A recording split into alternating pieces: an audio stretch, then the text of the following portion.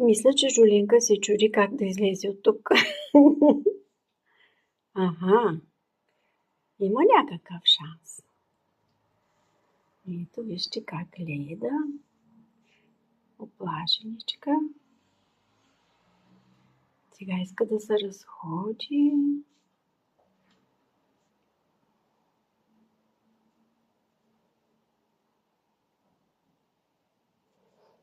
Не случайно казват котките колко са предпазливи. Ще мине сега по всеки ъгъл. Много е сладка. Аз ще направя снимки, скъпи слънчеви приятели. Хайде, бъдете здрави до скоро и да знаете, че ако имате домашен любимец, винаги така ще реагира на ново място. Обичам ви!